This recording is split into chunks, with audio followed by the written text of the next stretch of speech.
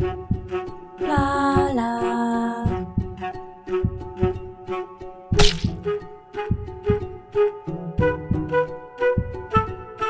Hello peeps and welcome back to Project Hospital. Welcome back to Royal Peeping Hospital, where we are currently taking some deep looks at particular departments. In the last episode, of course, we covered the orthopedy department, which I have over here. It's the yellow.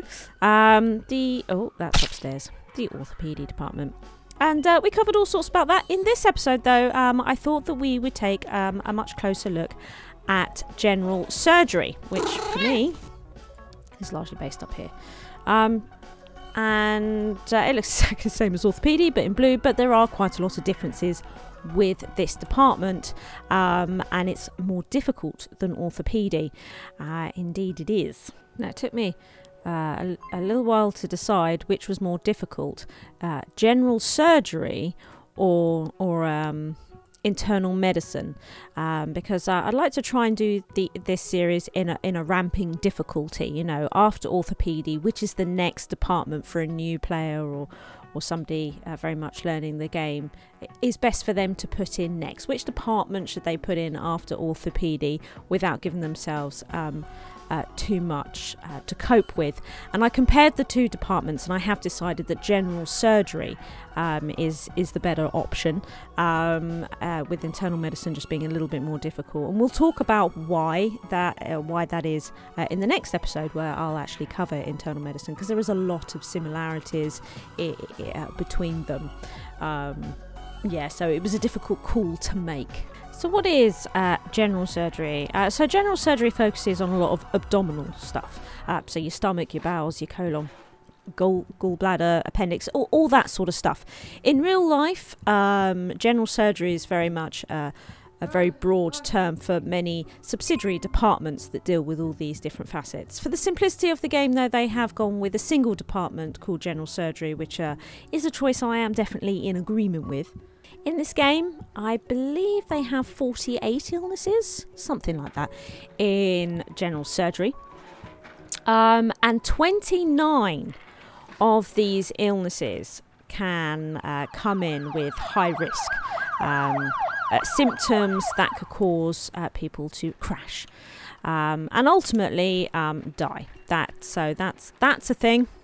29. It's much higher than we had with orthopedy. In orthopedy, we identified that there were 11 of those, but technically only 3 illnesses that could cause crashes, because they were often just listing different body parts for the same illness. But in general surgery, 29. So we're taking quite a jump up.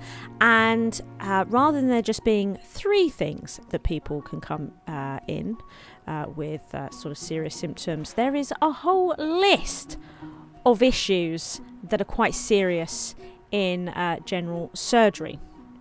And we're going to cover a bunch of them today. Some of the most, if you're taking on the department new, some of the ones that are to watch out for that you might want to do manually when you've got inexperienced staff and maybe the setup for your hospital isn't quite as you want it to be yet. So it's not necessarily the most efficient. So we will cover those. But what I would say about the serious symptoms is that the majority of them in general surgery take a while before they become life-threatening. So you've got a way to go. So it gives you time to deal with them, which is good. That's always nice. So what's different with general surgery compared to other departments? So you can see here, my general surgery, this is the clinic side of general surgery, is donated by the Blue, and they do have a few bits that a couple of bits that are unique to this department. Not in the clinic though. No, if we come over to the sonography room for general surgery over here, they do have this piece of equipment here, the elastograph. The elastograph is a special mandatory equipment that is used for measuring elastic properties and stiffness of soft tissue. So yeah, I think this is the only department that requires it. And what I would say about these rooms is if you're struggling with money in your hospital, you don't have to build these. In fact, I would say that a lot of these are luxury optionals. If you're struggling with money but you need a cardiography and a sonography in your hospital, I do recommend building them for the X-ray department, radiology department, because they do have their own units, and it means that any patient from these departments can be sent to these ones in lieu of these. So that's always good. If you don't want to build all these rooms, you don't have to. You could just build the radiology ones, and you can see that radiology is also equipped with this elastograph. So even your general surgery patients wouldn't miss out on tests if you had this room instead of the very specific general surgery one. So that's nice to know. What else is there to know about general surgery? So with general surgery, we also have dialysis, which actually I believe you also have on the neurology department. So it's not specific, just this one. It shares it with neurology, but we have a dialysis machine as well in their diagnostic rooms. For certain illnesses, and we absolutely do need this from time to time. So that's a piece of equipment that's quite unique to this department, but it does share it with neurology as well. So there's our unique items. We covered in the last episode the type of layouts that I have in my wards and why and that sort of stuff. So I'm not going to go over it again as it is exactly the same layout. Now, what additional rooms would you need or plan for if you're going to build general surgery? I would say there is a strong argument to have an MRI. Out of all the radiology rooms, this is the one I would say you most need, as this will absolutely take imaging of soft tissue. This is really great for both general surgery and internal medicine, this particular machine. I would say that, I mean, again, there is an argument for getting the others in, but this, I would say you can't really run the department without an MRI machine, whereas I feel that in most situations, if not all of them, you can kind of get away with not having these if you know what you're doing. But this one, and this is expensive. The MRI machine's really, really expensive. So I would definitely plan to be building an MRI machine when you build a general surgery department. The other room is histology lab. So we have 3 labs in this game. You'll need the hematology lab, I think, probably for emergency. I would recommend that. If you're adding general surgery, I would say that's the time to add your histology lab. Let's find out about histology, shall we? Histology is fully equipped laboratory capable to provide microscopic analysis of various samples. And what I do with my labs is I actually set up a working station for each member of staff, so they actually get their own microscope and their own glass work, so they don't have to share these 2 pieces of equipment with other members of staff, which means that they can process things a lot faster. They do have to share some of the more expensive pieces of equipment, so we've got 2 each of these, although they do have 1 each of these. I forget the names of everything. So this is the centrifuge, that's it. I was thinking the spinny thingy. That's not helpful to anyone, the spinny thingy. So they get a centrifuge each, but you can see here this, I think we use this in hematology, don't we? This piece of equipment, a lab analyzer. So there's only 2 lab analyzers in here, and I think this is a stool. Stool analyzer. I've only got 2 of those in here, but I don't have that many people working in here. So look, I've got 2 in the day and 2 at night, and they do everybody each, and we're at medium. And this is a fully equipped hospital. It gets quite a lot of patients every day. It's doing really well, and I've had those 4 members of staff in there for the longest time, but I do keep an eye on them, and if we ever get into a situation where they're continually overrun, I have space to put another 2 on in the day and another 2 on the evening. But I think them all getting like there, and they use these sinks a lot as well, so you'll know if you watch the labs quite a lot, they'll come over to here because they actually do wash the little petri dishes and stuff out in the sink when they've used them. So make sure that you do have plenty of sinks. Like I've got more sinks out of here, over here. From a role play aspect, I actually make it so there's a clean room when they come in that they have to get washed up. And they have a little room here where they keep all of their samples, because they do store samples in these fridges here, and then they come into the lab and they get their own workspaces and that sort of stuff. So so histology would be a lab that you would realistically need if you're setting up general surgery in your hospital. So let's talk illnesses in general surgery. So as I said, there's 48 of them. There are 29 that can potentially have high risk. And what I mean by that is there's actually 15 cases, I think it is, that are absolutely high risk. The illness itself is a high risk illness. There are 14 additional illnesses in general surgery that are not necessarily high risk in of themselves, but they can come in with high risk symptoms. There's a potential there. It's not always guaranteed. Some illnesses have a low percentage of having some sort of complication that can cause a high risk to crash symptom. But yeah, so there's 15 illnesses that are absolutely going to need urgent attention, and a further 14 that might do.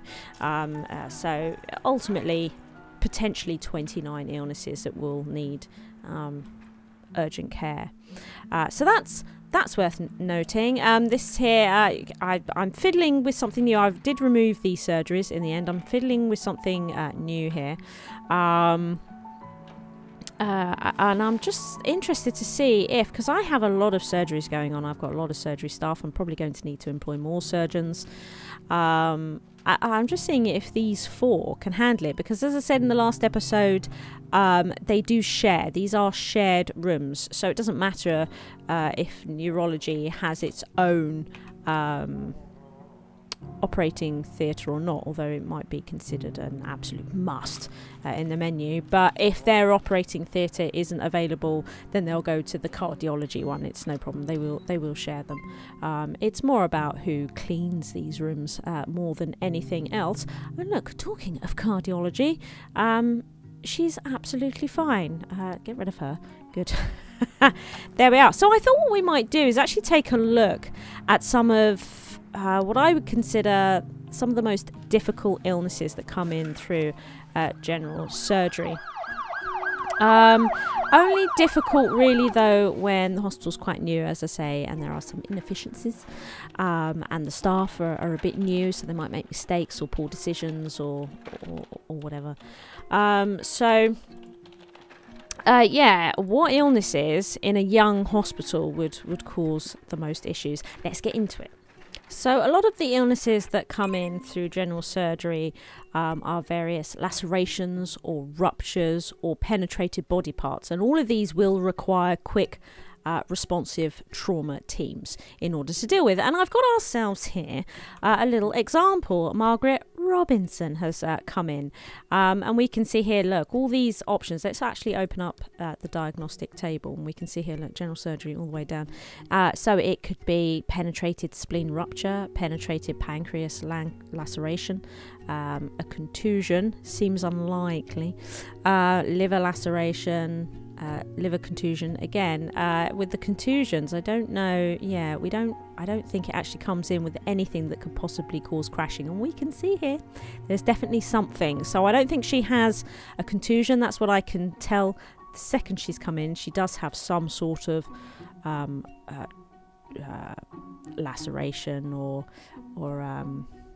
penetrated rupture. Something bad is occurring here, and you'll see a lot of these with general surgery. So again, as I advised in the last episode, it's always good in your trauma centre doctors to have the be an anaesthetist, because of course this does decreases death probability in collapsed patients. Very, very important. A lot of mine is still learning this skill, so it's not perfect, but it's absolutely. I've seen a lot less crashing and a lot less death in my hospitals since all of my trauma and ICU doctors have become anaesthetists. So let's get her on the table, and we're going to, the doctor's now stabilising her, which is a very important part of the process. And stabilisation, again, is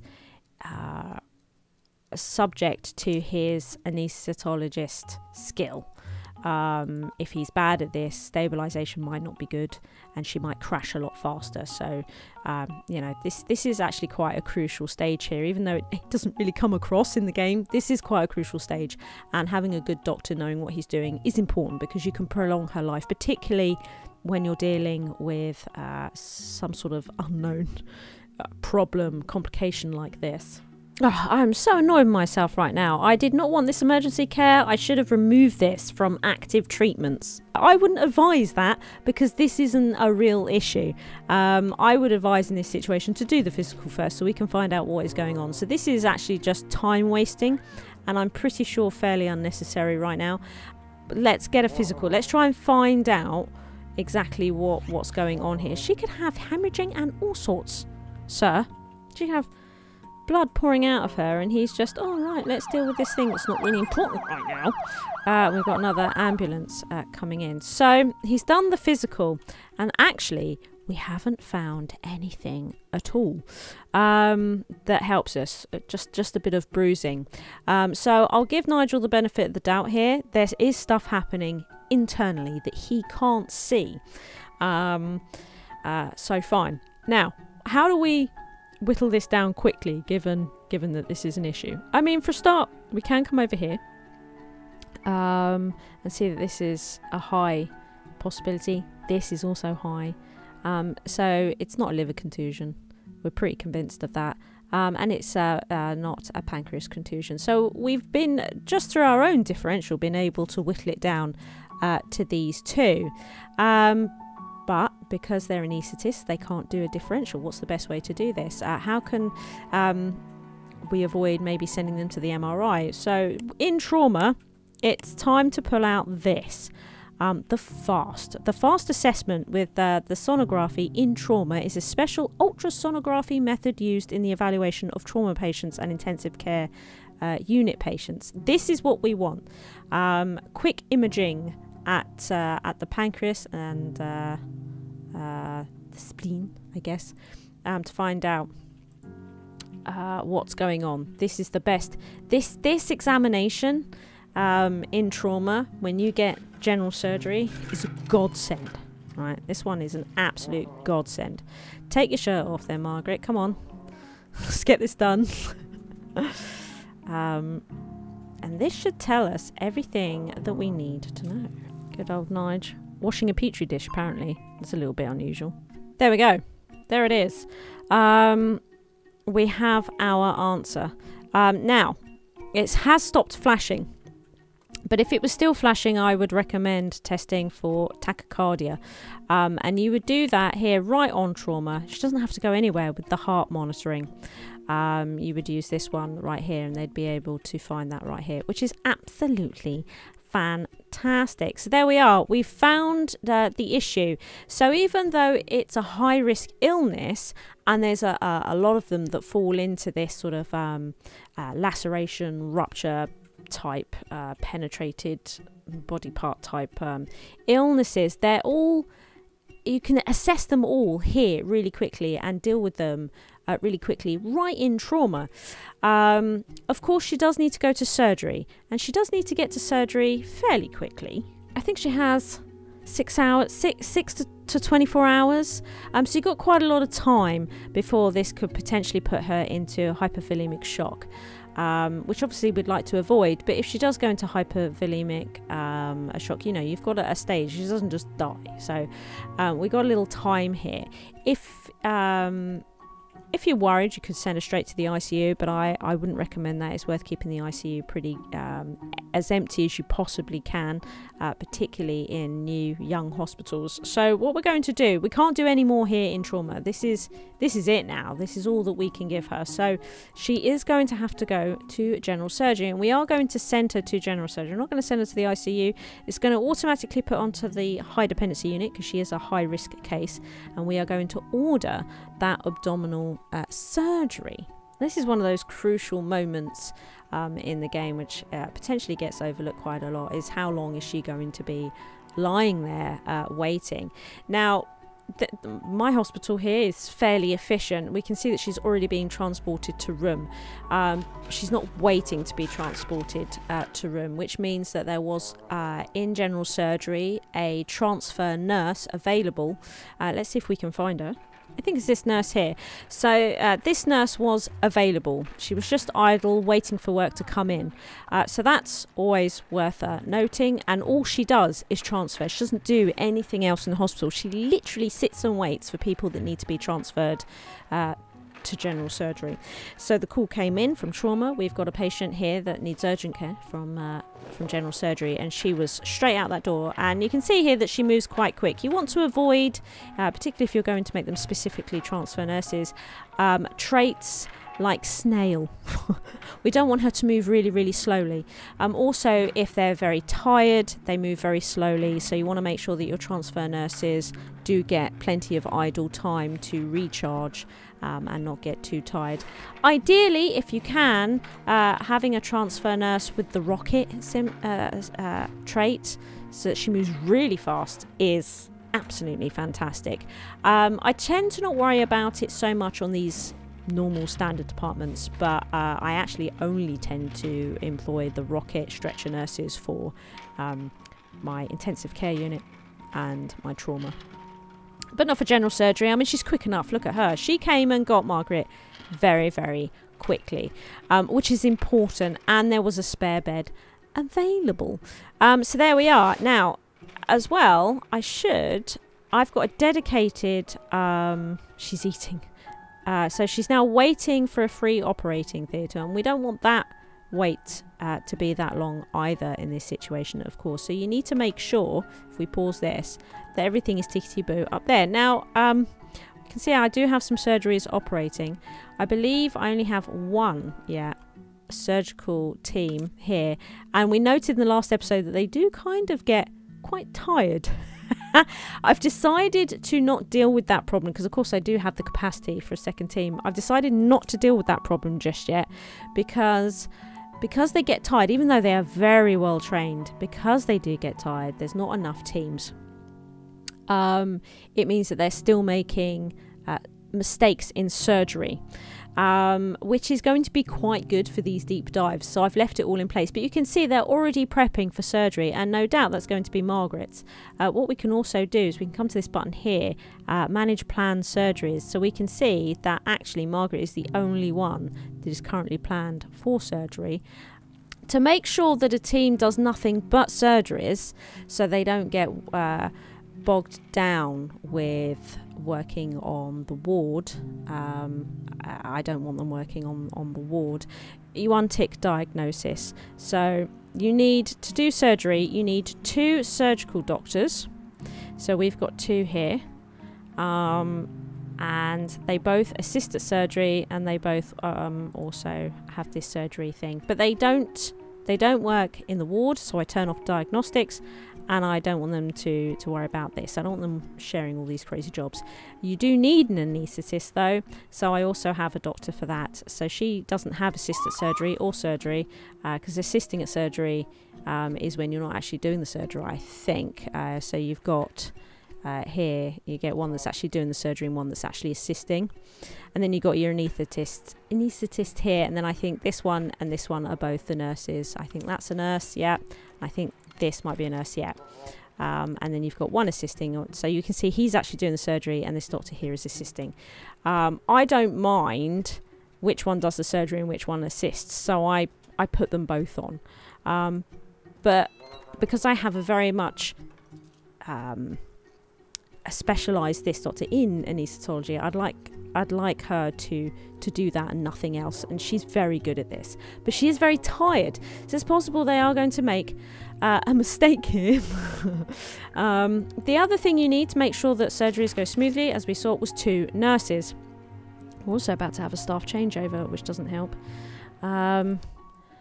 So yeah, we've got 2 surgery nurses, and you can see here again I've turned off patient transfer and patient care, and they are absolutely specialised in surgery, and that's how I'm able to separate my surgical teams from the wards. They can stay right here, they're always available, and that's all that they do all day long is surgeries. And it's good information to know that you can do that, so that you're not having patients waiting ages for surgeries because the surgeon is currently doing some sort of physical in the ward, you know, or doing something in the diagnostic room. You don't want that, which is why I have these doctors here which do nothing but diagnostics and administer medicine and examinations for everybody on the ward, and they don't do surgeries at all. Where are they, in fact? So he's currently doing an abdominal palpitation here on this patient. So he just stays down here, and you can see he's just got diagnostics switched on. So yeah, getting surgery right when we go into general surgery is very important to know exactly, making sure that you're getting it right, because you're going to get a lot of surgeries with this one. It's good money though. It is good money. It's a good money making department. So we saw the nurses and doctors prepping for Margaret's surgery, but we also saw that the general surgery operating theatre was indeed taken by actually a cardiology patient, which I guess means... Is this cardi? No. Oh, it is. Yeah. Okay. Even though it's the wrong colour. Because I used to have 2 for every department. You can see here, this is how it used to look. But I've got rid of all this now. Yeah, so she has now had her abdominal surgery. Now, as suspected, because my team are well educated but extremely tired because I need to employ a second team, we now have a new symptom that is pulsating. So definitely worth, but if you've got a tired surgical team and you can't afford to employ a second, sometimes when I can't afford a second but I need a second one in the day, I'll sometimes move a nighttime team to the daytime, so, and vice versa, so they can be exceptionally tired. You know, or the team is just not very experienced, you know, or they're not well trained at the moment, they just need time doing their jobs. Look out for these. Keep an eye on patients that have gone into surgery, because as soon as the nurse comes and waits for them to be transported back to their room, that's when it will click and say, oh, there's a new problem. And there are all sorts of complications that can happen, but I believe the complications on general surgery are fairly run-of-the-mill. I think you can find all of them with a physical on this particular department. Don't quote me on that though. So as a result, it's very important that Margaret gets back to her room quite quickly. So again, we can see that there is a transport nurse on the way. It doesn't say waiting to be transported. She is being transported. So there is a nurse with a stretcher coming right now. What might also be slowing it down is that we're also having the nighttime staff changeover, which can play havoc with patients that are in a critical state. I like to think that in real life, a doctor on the trauma unit or an ICU wouldn't say, well, that's me done for the day, I'm now going, but they certainly do it in this game. So bit of a nightmare. I'd like them to finish up on critical patients before they wash their hands of them and go home for the night. But ultimately, because this has happened on staff changeover, there is a chance she might crash when she gets back to the ward. She's unlikely to crash here. And this is something that can be quite aggravating for some players, is that they say, I didn't have a chance to deal with it. She just died and I dealt with everything. And this is exactly one of those sorts of situations where it can really work against you. There is a timer on whatever this is. And there's a very good chance that whatever this is could cause her to go into hypovolemic shock, which then can result in death. And once they get hypovolemic shock, that's a fairly short time. A hypovolemic shock can kill them within 2 to 4 hours. It's very, very short. We don't know what this is yet. This could be an infection, a surgical cut, you know, an abscess that could burst. You know, we just don't know what we're dealing with here. And the thing is that she can't crash here. The game prevents it. But this timer could have run out in the time that she's been sitting there. But she can crash when she's on the ward. So what will happen is she'll get back to the ward and then instantly crash. And that's because the timer ran out while we were waiting for her to get from surgery to the ward. Because ultimately there was a staff changeover happening. And it's difficult to manage that situation. She has arrived here and the doctor is instantly coming to see her. I don't know where he is, but he is instantly on his way to do the examination. And this is one of the benefits, or possibly it's Raquel here, and this is one of the benefits of having a doctor that is specific to doing diagnosis, because they are largely on hand. I have now put her onto a code blue. It's a sensible thing to do. Without it, she's not considered critical. With it, she is considered critical. And I just wonder, will that make the doctor... oh, no, it hasn't. I thought maybe she might go into a bit of a jog. Nope. I'm not sure that putting Margaret on the code blue has made any difference at all into her sharpness. But she is, look, just so happens to be a fast mover. So that helps. She has finally arrived. She's now doing the physical, which they can do right here on the bedside. They don't have to take her to a diagnostic unit, which is nice. And we should, there we go, it's an abscess. So right here, she can do this, I think, without moving her incision and drainage. Yes, this is like a cut that's got infected, I think, or something along those lines. So I'm pretty sure what is happening. Oh no, it looks like she is going to have to go to the diagnostic unit for it. Well, that's fine. That's fine. We can see here, though, waiting to be transported. And if we look here, this is where I keep all my transfer nurses. There's nobody here. Bit annoying. But she'll be fine. We'll get that done. I think what we'll do, we'll leave Margaret and we'll move on to some other illnesses I'd like to cover. Now, there are another group of illnesses, all quite similar in terms of possible end result if they don't get treated quick enough, time frames, and also similar ways to treat them, which aren't too involved, but they are all sort of still considered high risk. There's a bunch of them that are high risk, but most of them will result in things like exhaustion or palpitations within 6 to 24 hours. But you do have a fair amount of time to deal with them, because palpitations will result in heart failure. So there's a step. It's not that palpitations or exhaustion will lead to death.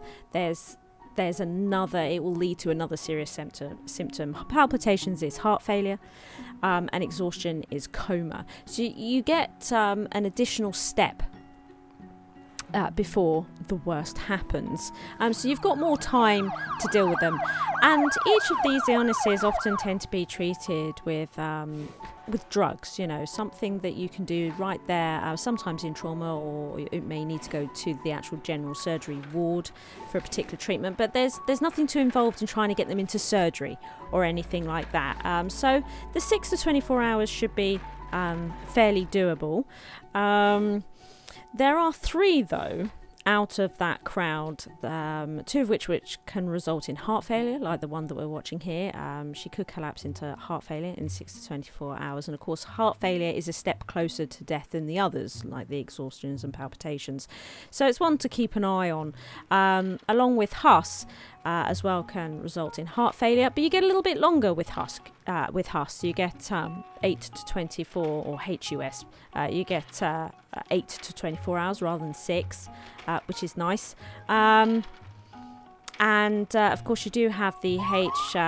pylori infection, which is the septic shock. But it's quite easy to treat. It's you know, similar to cholangitis, which we have here, which is an IV treatment. We're just going to give her IV antibiotics, which is fantastic. So they're all sort of treated quite easily. You know, she came in, it was fairly easy to diagnose. She walked herself to the ward, and it will just be an IV. So it's just a question of making sure that there's doctors available to get her into the ward and give her the meds quite quickly. So not too bad. I would say that the one that needs watching the most is primary peritonitis. So this one you could put into the category with the others that we've just covered, but this one can result in septic shock, which we have here. And septic shock can kill within 2 to 4 hours. You know, septic shock's pretty serious, right? It can result in septic shock, and we can see here that this patient has got into general surgery. They still haven't quite diagnosed her, and she's gone into septic shock. So we're having serious problems with this patient, and even in this hospital with quite a well-trained staff, we're having problems here. This is probably mainly in general surgery for me, is that I'm a little understaffed. We've talked about that, but it helps. Making my hospital this way is helping me find these cases. So with this one, the reason that I want to talk about this one is because this is actually the further step towards surgery. While all the others, once she's here on the ward, could be treated with various IVs and whatnot, this one can't. You've got the 6 to 24 hours, but you need to find it and get her to surgery. You also note that it goes into septic shock, so we don't have the additional step of exhaustion to coma or palpitations to heart failure. It's straight in with septic shock. It's no messing. So this one could cause you quite a few problems, I would imagine, in new hospitals. If you're not always entirely sure what you're looking for, this could present an issue for sure. Now, I know that it's this, but in a situation like this, it's not necessarily obvious, and this needs dealing with so quickly. So there's real concern here about how to quickly diagnose them. Well, first of all, we are going to get her the IV antibiotics for this septic shock. I'm also a bit worried that they're going to send her back down to trauma, and I'd rather not lose that time. I'd rather she went to the ICU, for the simple reason that she's going to need surgery, and quickly, and I can't send her to surgery from trauma, but I can send her to surgery from the ICU. So I'd rather she went up to ICU, not down to trauma. And to go to the ICU, she needs a final diagnosis. So what can I do in this situation? Well, let's take control.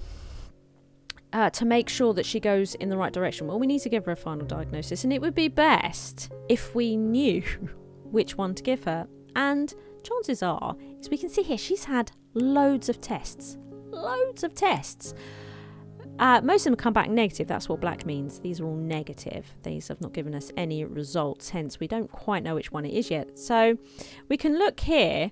This flashing symptom could be a bacteria infection. And if we look at appendicitis, she would have belly button pain, and it's also a medium risk, right? So if it was appendicitis, it wouldn't be a pulsating symptom unless she had this bacteria issue, right? So it's potentially still at appendicitis. With the peritonitis, this is a high risk case. So bacteria or not, this will be flashing. So the first thing, what we really need to establish is this just a bacteria problem, or is this something more dangerous? And we can see here that she's actually had a microbial cultivation, which instantly tells us that it cannot be a bacteria problem. If there was a bacteria problem, we would have found it already, and we didn't. And I think also bloods can find bacteria. I'm not 100% sure about that. I think the ICU blood test can. But yeah, so we know that she doesn't have a bacteria problem, which instantly tells us it cannot be appendicitis, because it wouldn't cause her to crash with septic shock. So we've got our answer with the tests that are actually here. So I can say, hey, right, this is primary peritonitis. I really want her to go to the ICU. But before she goes to the ICU for this operation, we must deal with this septic shock. This will kill her so quickly. So that's how we're going to deal with Brooke here. We want her to go to the ICU for the reasons explained, and that's how we've rationalized this situation.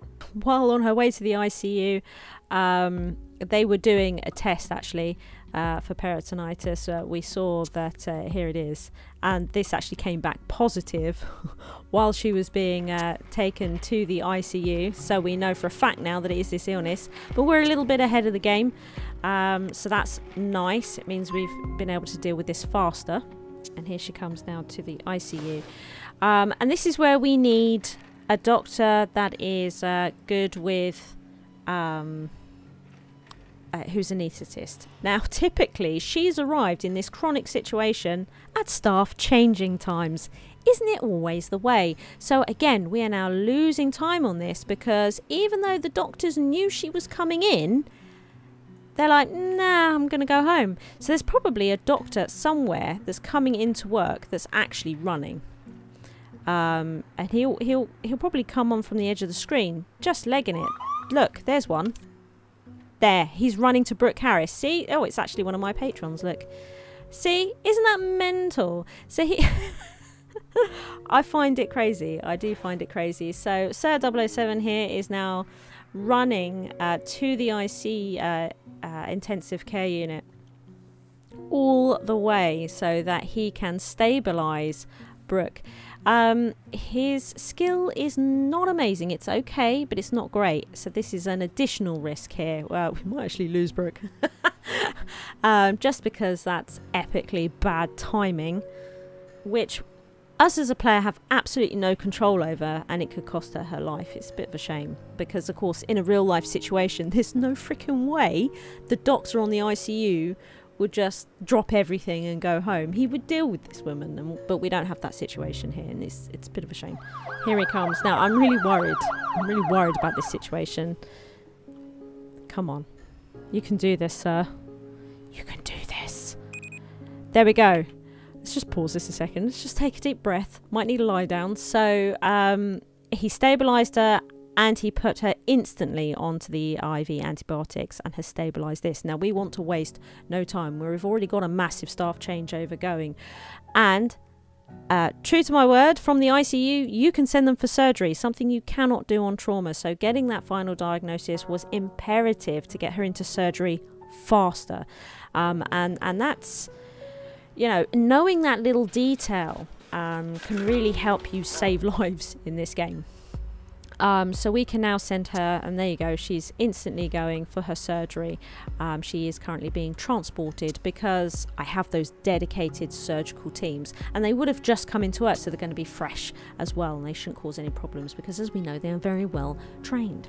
I noticed while Brooke was going into surgery that another patient's come in, very similar to what we had earlier, but we've got no pulsating symptoms, so very quickly you can tell that it's probably just a contusion and there's nothing really bad. So this is like the other side of the fence to what we had earlier. It probably is just a contusion and a physical... So again, they're doing that emergency care. And it's probably going to cause them more discomfort than anything else. It's going to be very upsetting for them. But yeah, we can safely say that she has a contusion. You know, there's no hemorrhaging, there's no blood loss. Do you know what I mean? It's all good. There it is, a contusion. It's absolutely fine. Nothing to worry about. Back to Brooke then, who's had her surgery, and she has no complications from that surgery. She is absolutely fine. So really pleased about that. And I'm fairly convinced that if Brooke had been left to the simulation, she absolutely would have died. And it's our intervention that has kept her alive, and that's definitely something worth noting. And it's not necessarily always because your staff are bad. It's just poor timing with staff changeovers. They hadn't quite got the final diagnosis, even though the test was currently being done. She would have gone to trauma. Yeah, I don't know. Just that little bit of intervention meant that we saved some time, and as a result we have saved her life. So That's kind of nice. There are 2 more illnesses that I would like to talk about on this department. Gallstones being probably your most dangerous if it has this here, if you've had a gallbladder rupture. There's a 40% chance that a gallstones patient, because ultimately the gallstones itself is medium, right? So gallstones on its own, they can't die from it. But in 40% of gallstone cases, you'll get a gallbladder rupture. And if they've had a rupture, you have 3 to 10 hours to treat this before complications get dire. So you can imagine, it's not a lot of time. Potentially just 3 hours to get them into surgery. And you can see also we've got 2 surgeries lined up here. And a gallbladder rupture will put them into septic shock. Septic shock can result in death in 2 to 4 hours. So on the lower end of this, the gallbladder rupture could result in septic shock in 3 hours, and then septic shock could result in death in 2 further hours, in worst case scenarios. So that is 5 hours from patient arriving to possible death, which, given the other illnesses that we've covered, makes this one extremely high risk if there is a rupture involved. Given that this isn't really that much of a serious illness in the grand scheme of this game, yeah, that this is serious business, and this requires abdominal surgery, while gallstones is the laparoscopic surgery. So this is 2 surgeries to help this guy out, abdominal being the most urgent. So what is a good way of dealing with this? Well, I would say he's here, he's stabilised, right? That's the first thing. And what's great is because Lando Wimper here is an anaesthetist, that will help his chances of not crashing quite as quickly, right? So that's good. That's a good start. But I would say from here, we're going to send him straight to the ICU. Straight to the ICU. Non-stop. We're going to bypass general surgery altogether. So that's the first step. Each time you move a critical patient, it is dangerous. They can crash every time they land into a new bed. So you want to try and keep the amount of times you move the patient before they're in surgery down to an absolute minimum. So there is always this chance that once he is stabilised in the ICU, he could crash again. Who's stabilised? So Joanna, one of my patrons, is stabilised 35%. Again, all right, but not great. So still a little bit worried about him. So from here, we are now going to order that abdominal surgery. It's the first thing we are going to do. And we don't want any delays in that. Now, I know that my surgery team is dedicated. We can see here, this is the only guy that they've got, so he should go into surgery quite quickly. But if you're in a new hospital and you don't have a dedicated surgical team and all that sort of stuff, bear that in mind with this one. You're going to want that surgery instantly available. You're not going to want Frank Hill here waiting around. There we go. So he is straight in. That was quick, actually. Even I'm surprised at how quick that was. And he will now be transported to surgery. And we can see that this is now becoming a suppressed issue. We still need to do another surgery, but it's not as urgent. It's not causing any pulsating symptoms. That's not to say that there isn't still a risk that when he comes back from surgery, he won't crash. There is. It's a smaller risk now, but it's hard to know. I'm not always entirely sure where the timer stops with this. So even though they've gone into surgery, and as soon as they go into surgery, this becomes a suppressed issue. But sometimes I feel as though the clock is still ticking on it, because you'll suppress something like this, they'll have the surgery, they'll come back, and then they'll crash from it.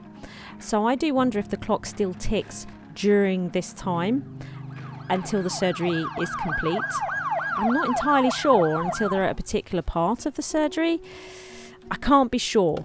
All I would say is be vigilant in this moment, right? You need to be vigilant with it. It's a risky time. And there we go. This surgery is done, he is going to be sent back to his room. Now, there is a way of doing double surgeries, one after the other consecutively, without him going back to his room.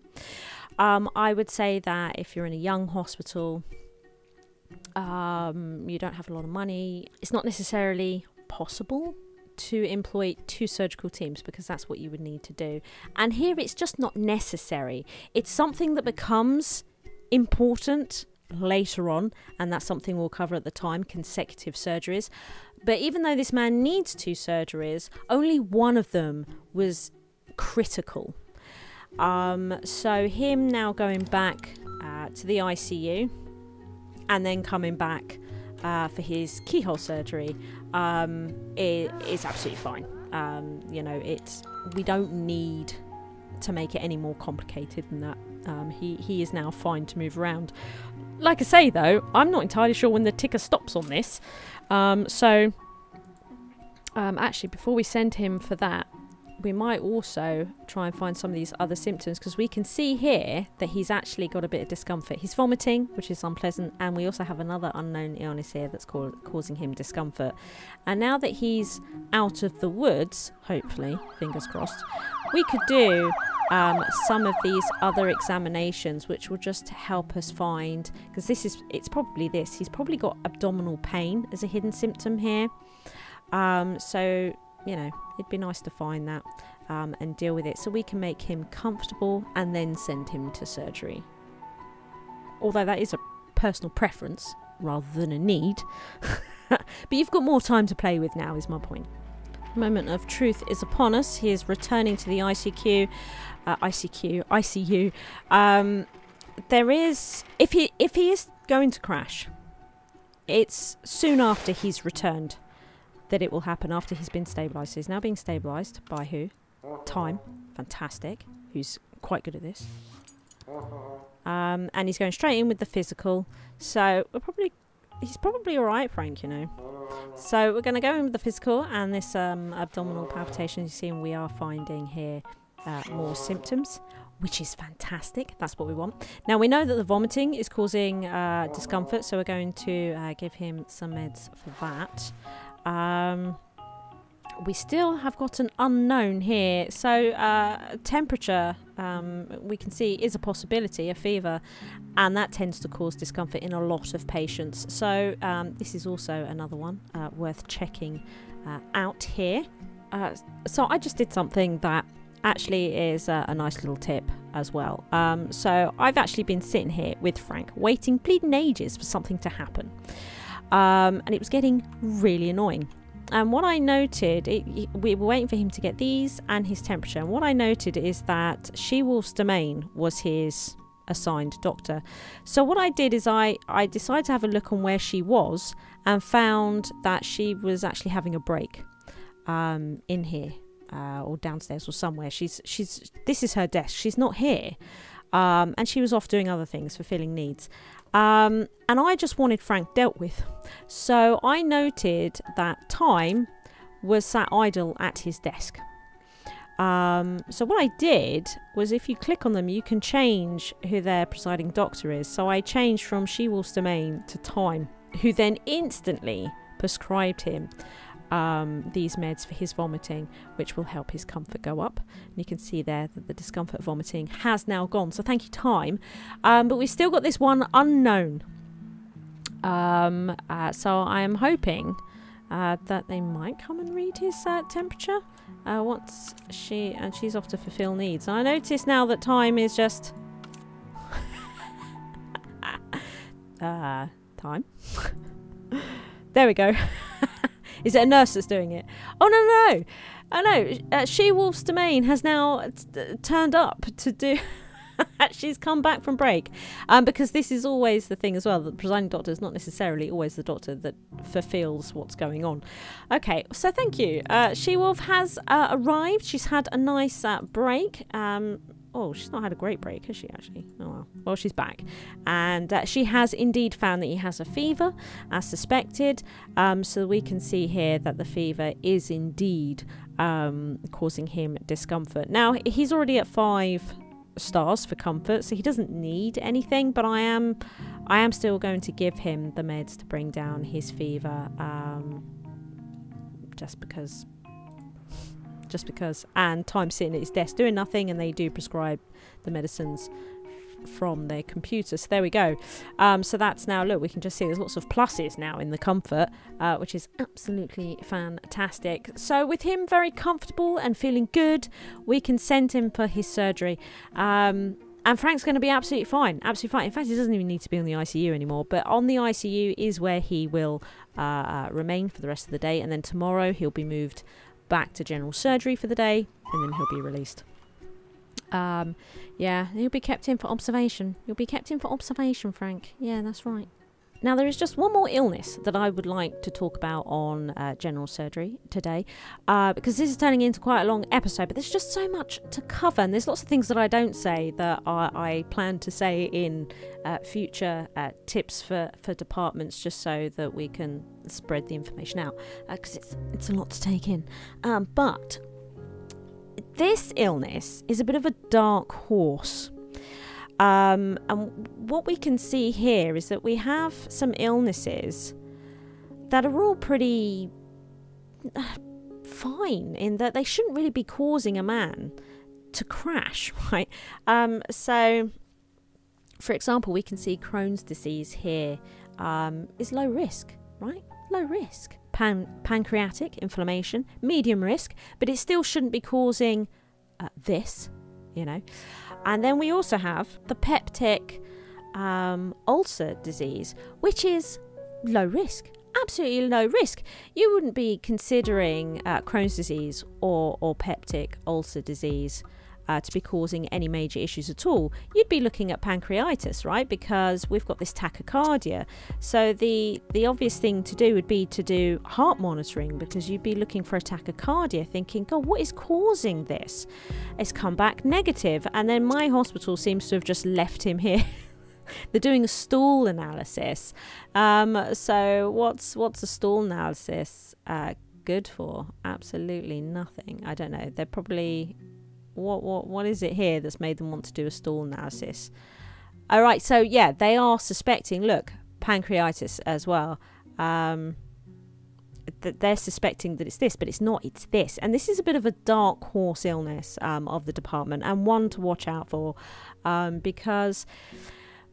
And this is a bit of a giveaway as well. The fact that he's gone into septic shock instantly says it's not this. This would be some form of heart failure, not septic shock, because with this illness there's a 25% chance that he could be bleeding into his stomach, and that's dangerous right there, and it doesn't show up that often, you know. I mean, how many peptic ulcers do you get in the hospital? I mean, most of the illnesses are listed as common, but as a result, because they're all common, you know, there's plenty of them you don't see for ages, and then only 25% of them could have this issue. So it can really catch you off guard, and it's caught my hospital off guard, despite how well equipped it is. And if you do like my hospital, by the way, you can actually download it from the Steam Workshop. It is on the Steam Workshop. There is a link in the description below, so you can play around in this hospital yourself. So Paul William here is having a bit of a bad old time while they're waiting to get his stool analysis. So what's the best way to be dealing with this situation? Well, let's see. So he'll need a proton pump. He'll need inhibitors for that. And that, I think, we certainly can't do that here on trauma. We would have to send him to general surgery for that. Although I think they can also do it on the ICU. But as he's right here, I would rather deal with this septic shock issue right here on trauma. Now, he can't do it right here. This is the trauma care observation unit. So they will want to bring him around here. But I figured that this is a shorter journey than taking him to the ICU. So we are not going to select this. Even though I know it's this, I'm not going to select it, because he will only come to trauma. So let's get IV antibiotics. That's how we deal with septic shock.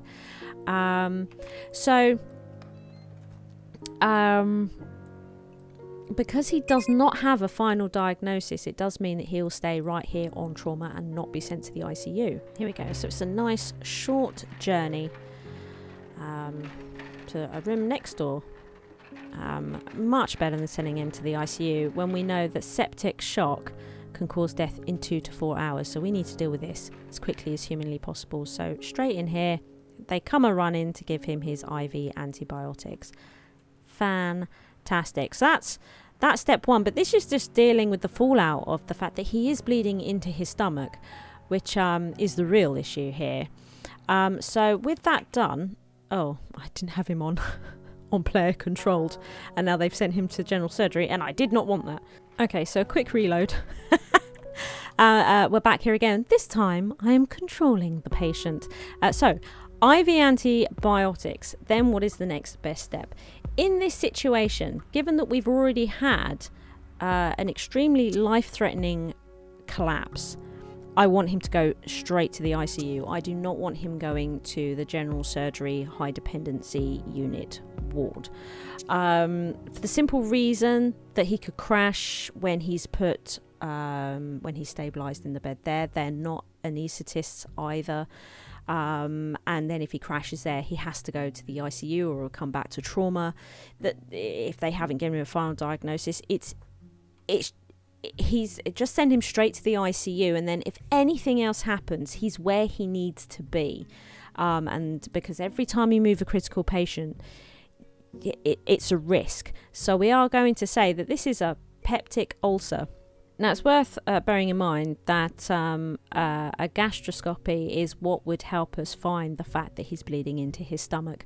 But through process of elimination, because we have checked his heart, which we can do here on this department, a differential lets us know that he is bleeding into his stomach.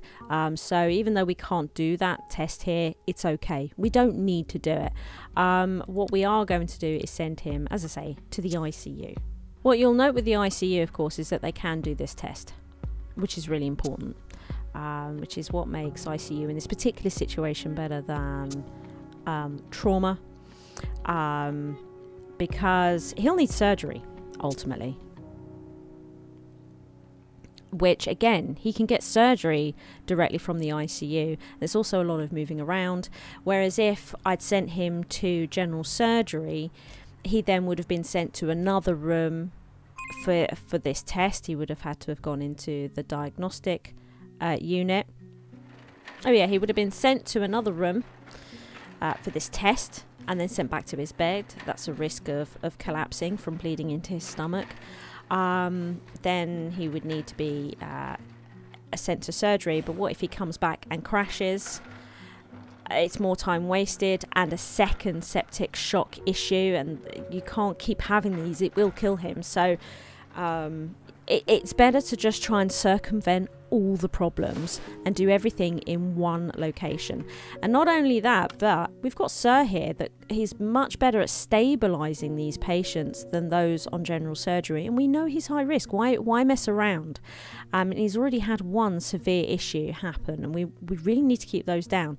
So he's stabilizing him, and then we are going to request this. We need this identified, and we need it identified quickly so that we can order the surgery. It's more important than getting him on this pump, because the peptic ulcer itself is not something to worry about in terms of making him crash and die. Whereas this issue is horrifically bad. He can't be bleeding into his stomach. This will kill him, and it will kill him quickly. So definitely put him on this machine. We have to let that run for a little bit. It takes time, and then we'll get the results. Here he is. He's coming back, washing his hands. That's it. That's what we like to see, sir. That's what we like to see. There it is. We've got it. Bleeding to stomach. Nasty. So we are going to, you think when he's vomiting, he must be bringing up blood, no? Anyway, we are now going to send him for the endoscopic surgery. And again, you want to make sure this would be the general surgery team as well that will take this. So if you wanted to see, yeah, if you're on the general surgery department, you'll see that even though he's coming from intensive care, it's their department that's responsible, of course, as you would expect. So waiting for surgical team. You don't want to be waiting too long. My goodness, my goodness. I can actually see here they are in surgery. This is why I need a second surgery team. I really do need a second surgery team. He's actually about to start his treatment as well. Look, he's actually about to start it. So I am going to get that second surgical team in right now. If you didn't have the money, you could always bring in, like it's night time now, you could always bring in the daytime surgical team to come in. I've done that a lot when I've had money issues. If I've got one day and one night, I get the opposing team to come in, but that takes time. So if you're relying on that sort of stuff, which I'm not, but I have done in the past, you have to be aware of, right, this guy is critical, he's going to be needing a surgery really, really quickly. Am I ready for that? And that's when it's good to check this list, because I would have seen if I had done it, oops, that guy I've just got rid of would have been on this list as well. We would have seen 2 of them. So while he was still on trauma, that would have been the time to check all of this and possibly call them in. However, this hospital's fine. So I'm just going to employ another surgical team, and I've also got plenty of surgery rooms. We now have a new surgical team. There we go, transported to treatment, thank goodness. So for a guy with a peptic ulcer, which is considered, you know, a extremely low risk of anything going wrong, has caused all kinds of issues this evening in my hospital, and I've had to employ an entire new surgical team for him. So yeah, it's a bit of a dark horse illness. You just need to watch out for it and catch it quick and early, because if you don't, yeah, it has the potential to kill fast if you've just not got an eye on it. But once he's had the surgery, he'll be fine, and then we can put him onto the proton pump, and we can deal with like his vomiting and get his comfort up, all the usual bits and bobs here. But William Anderson will be absolutely fine, and that's it. That is general surgery. Yeah, it's a long episode. I do apologise. A lot to cover. I hope it's been helpful. And if you have any questions about general surgery or any other departments or the game, please do ask in the comments below. I might know it. There's a good chance I'll know it. And if I don't, I'm sure I can find out. That's not a problem. If you've made it this far, I believe you need some sort of prize or medal. Well done. And I will see you in the next episode. If you enjoyed the video, please like and subscribe. Thank you to all my Patreons for their continued support.